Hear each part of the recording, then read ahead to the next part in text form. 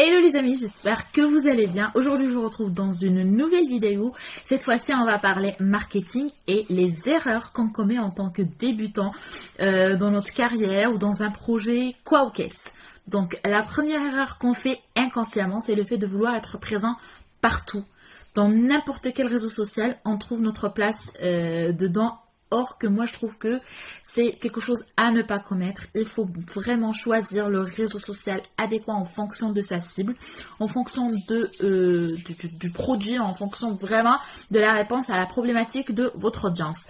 Par exemple, la première des choses à savoir, c'est quelle est votre cible? Où se trouve votre cible? Quel est son environnement?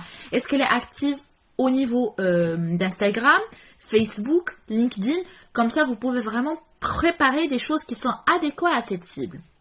Deuxième erreur, c'est le fait de choisir ou d'utiliser le même contenu pour tous les réseaux sociaux. C'est-à-dire, le contenu que je vais poster aujourd'hui sur Instagram serait le même sur Facebook et aussi sur LinkedIn. Faux, parce que chaque réseau social a ses spécificités.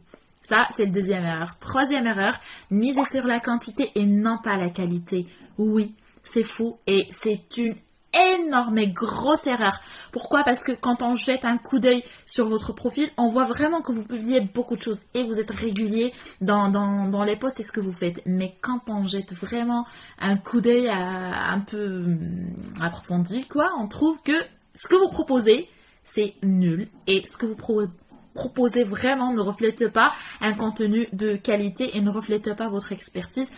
Du coup, ce qui fait, c'est de faire fuir les gens autour de vous. Dernière erreur, c'est le fait de ne pas utiliser les vidéos. Oui, se contenter d'un contenu, des visuels, des photos et tout, et non pas utiliser les vidéos dans son contenu. Je trouve que les personnes ont vraiment besoin de voir la personne derrière ce profil, de voir comment il est, sa posture, sa manière d'être, sa manière de faire, sa manière d'exprimer et d'exposer les choses.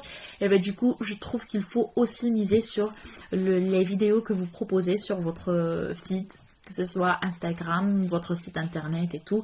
J'aimerais aussi éclairer un point qu'il faut pas, c'est pas important d'avoir un site internet pour avoir des clients. C'est-à-dire pour vendre, avoir un site internet n'est pas une obligation.